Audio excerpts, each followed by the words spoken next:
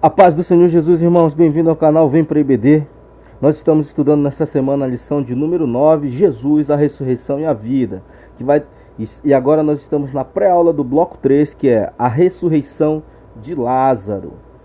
Eu sou o professor Diego Ataíde, sou professor da Escola Bíblica Dominical. Já quero estar te convidando, irmão, a estar se inscrevendo em nosso canal, que com essa inscrição aí você vai estar nos ajudando bastante a continuar com essa ideia, vai estar nos ajudando bastante a continuar aí com essa classe virtual aí da Escola Bíblica Dominical e vai estar nos abençoando grandemente. A bênção tanto para a minha vida quanto para a vida dos que nos acompanham aí no canal. Então, não custa nada para você, é só clicar e se inscrever.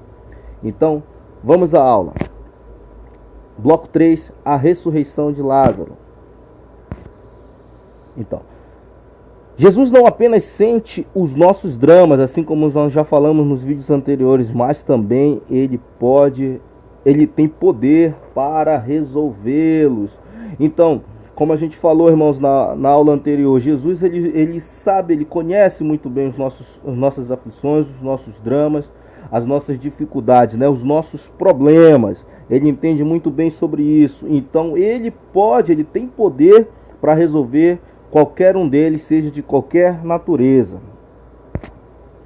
Então aqui, item 1, tirai a pedra. Irmãos, deixa eu abrir uma aspas aqui.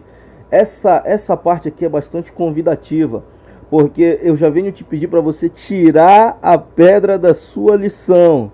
O que eu quero dizer com isso? É que esse episódio aqui, ele tem uma ilustração profunda sobre o ministério de Jesus, sobre o poder de Cristo na vida do pecador. E às vezes muita gente perde tanto tempo falando sobre essa bendita pedra aqui, sobre a pedra que estava no sepulcro, a pedra que o homem não pode tirar, pedra. Então tira essa pedra da tua lição, irmãos. É importante a gente falar aqui do significado, é importante. Porém, o significado mais profundo da lição, como nós já estamos falando desde o primeiro vídeo, é: a morte não tem poder nenhum sobre Cristo, e os que estão em Cristo vivem eternamente. Então vamos tirar essa pedra do nosso ensinamento, não vamos passar a lição toda da IBD falando sobre essa pedra. Então vamos lá. O mesmo Jesus que levantou Lázaro da morte poderia ter rolado a pedra do seu túmulo. Mas rolar a pedra é uma obra para que os homens poderiam fazer. E esta Jesus ordenou que fosse feita. Jesus não excluiu a participação humana em sua intervenção milagrosa. Então, olha só. Essa parte também ela pode figurar assim: tirar a pedra pode ser um desafio de fé ali para Marta. Olha só, se a gente analisar, foi Marta que falou assim, ó. Ela ainda apresentava uma fé inadequada, uma fé incompleta. Porque ela fala: Senhor, vamos tirar a pedra, mas já cheira mal, porque já fazem 4 dias que ele está lá sepultado. Então essa objeção aí do ponto de vista humano, com certeza tinha um bom fundamento. Porque, lembrando que ele estava apenas enfaixado e o clima na Palestina o clima ali era muito quente. Então, com certeza, o processo de decomposição já estava bastante avançado. Então, observando o que era impossível, olha só, era impossível, né, encontrar o corpo ali, vamos assim dizer, ainda intacto, mas só que o desafio de fé era justamente esse. Ali estava quem é especialista em fazer as coisas impossíveis tornar possível, que é Jesus. Então, ó, um desafio de fé, um desafio ali para quem estava ao redor, tanto para Marta, quanto para Maria e quanto para os judeus que estavam ali acompanhando. Então olha só, vamos ler aqui.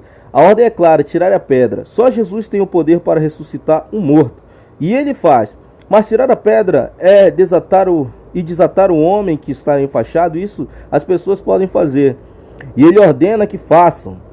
Jesus chama a Lázaro da sepultura. Lázaro, mesmo morto, pôde ouvir a voz do Senhor. Então, olha só, lembrando que tem as tarefas que nós podemos fazer, como tirar a pedra, desatar o morto e deixá-lo ir, que é como está especificado aqui nesse capítulo, tarefas nossas, mas que Jesus ordenou que fizéssemos.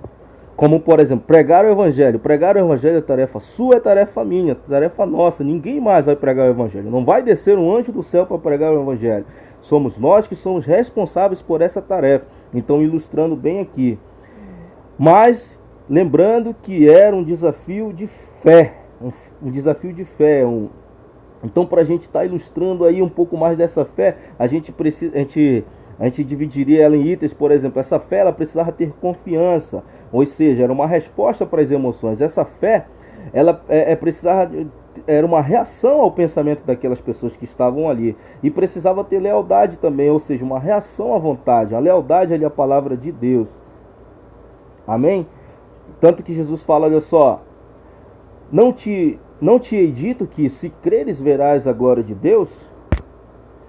Aí é o que a gente vai falar agora. Se creres, verás a glória de Deus. Irmãos, se tu crê, então você verá a glória de Deus. Vamos lá. Jesus corrige Marta e ao mesmo tempo a encoraja a crer. A fé vê o que os olhos humanos não conseguem enxergar. Como a gente já falou, Cristo, especialista em fazer o impossível acontecer, o impossível tornar-se possível. Aos nossos olhos as coisas são impossíveis. Mas o que é impossível para Jesus? Nada é impossível para Deus.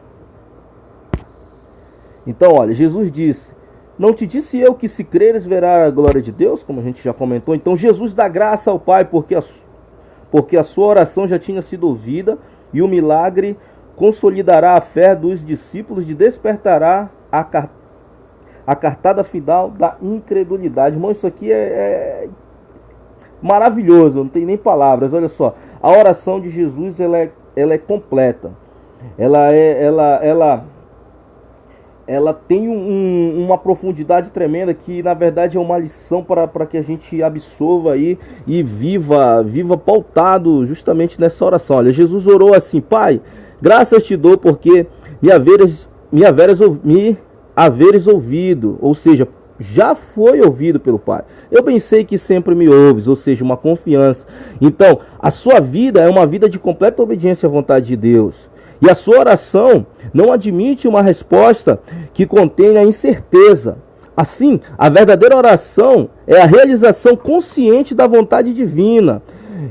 Aí ele fala assim: eu disse isso por causa da multidão, que é a multidão dos incrédulos que está ao meu redor, para que creias que tu me enviastes. Então, a oração ela é ouvida, e aí vem porque a oração de Cristo ela é completa. Olha só, ela é uma oração que é ouvida, ela vem vindo um clamor do coração, ela está em acordo com a vontade de Deus, olha só, e tem certeza da resposta divina. Então Jesus ele nos dá esse modelo quando nós orarmos também, porque nós vamos ser ouvidos. A nossa oração ela tem que ser um clamor, e ela, principalmente isso, olha só, tem que estar de acordo com a vontade de Deus. Muitas vezes nós oramos e não somos atendidos porque nós pedimos aquilo que não está em acordo com a vontade do Pai. Então o Pai não vai nos atender. Agora, porque não sabemos orar. Agora, se você ora aquilo que está no seu coração, se o seu coração já é o coração de Cristo, já tem a marca de Cristo na sua vida, com certeza você vai pedir as coisas que o Pai deseja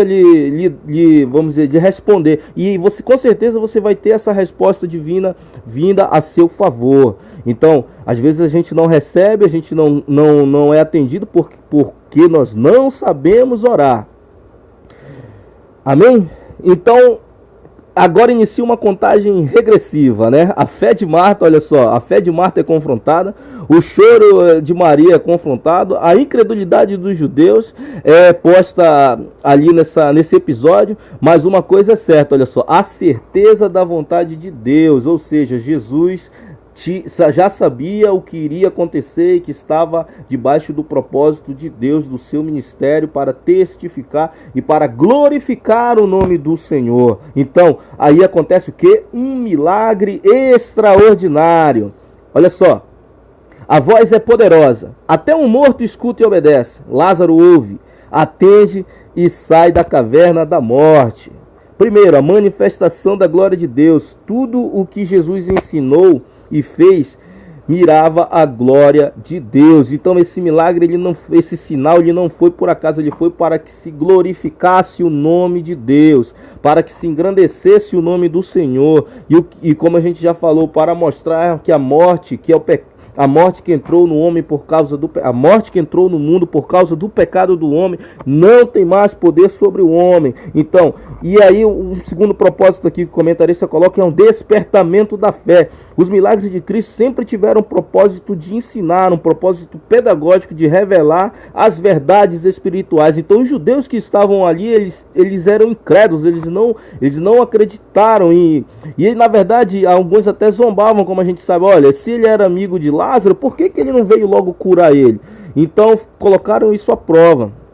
Mas nós vemos que não foi isso, foi para que se glorificasse o nome do Senhor Jesus, e uma importante ilustração aqui do seu ministério, da missão de Cristo na terra. Então, olha, como resultado, muitos judeus que viram Jesus operar este milagre creram nele, ao mesmo tempo que passou a haver uma orquestração nos bastidores para levá-lo à morte. Os membros do Sinédrio pensaram que eles é que estavam no controle da situação, orquestrando a prisão de Jesus, mas isso fazia parte do plano de Deus, estava na agenda do Pai. Então, mais uma vez aqui, os membros do Sinédrio, olha só, eles achavam que eles estavam cessando o ministério de Cristo, mas na verdade tudo já tinha sido profetizado, tudo estava nos conformes, estava nos planos de Deus. A prisão de Cristo estava nos planos de Deus, já não foi nada por acaso. Jesus nunca foi pego de surpresa. Então a história de Jesus aqui caminhando para enfrentar a morte a fim de vencer a morte. Então, como a gente já falou, o significado aqui mais profundo da nossa lição é justamente isso. Eu volto a dizer, é Cristo vencendo a morte. E aí agora todos os que vivem em Cristo, a morte não tem mais poder sobre nós. Cabe lembrar aqui, irmãos, que tem um ditado popular aí que muitas pessoas falam, até crente, pessoas da igreja falam assim: abre aspas, né? A única certeza que temos é a morte. Aí fecha aspas. Aí eu vou um pouco mais além, olha só, não, eu não tenho essa certeza, porque eu na verdade espero o arrebatamento da igreja, espero a volta do nosso Senhor Jesus Cristo, e nós que estamos vivos, num abrir e fechar de olhos, seremos arrebatados, então nós não provaremos da morte, e eu creio nessa promessa. Então essa certeza eu não tenho para minha vida. A única certeza, a única esperança que eu tenho é que Cristo está voltando para buscar a sua igreja. Então a maior lição aqui é o milagre da derrota da morte, da libertação das trevas, da noite ali do sepulcro. Então Cristo veio nos libertar, Cristo veio nos resgatar, porque outrora estávamos mortos em nossos delitos e nossos pecados, mas agora temos a certeza da vida eterna. Agora nós vamos para a aplicação pessoal, irmãos. Nós não vamos concluir a lição, nós vamos aplicá-la em nossas vidas. Olha só, Jesus sabe o que é a dor da enfermidade, pois tomou sobre si toda a nossa dor e todas as nossas enfermidades. Jesus sabe o que é a dor da morte, pois suportou a morte para arrancar o aguilhão da morte e nos trazer a ressurreição. Ele sabe. Então, continue crendo nisso. Jesus venceu a morte e agora ela não tem mais poder sobre nossas vidas. Agora chegamos ao final aqui da lição de número 9. Jesus, a ressurreição e a vida.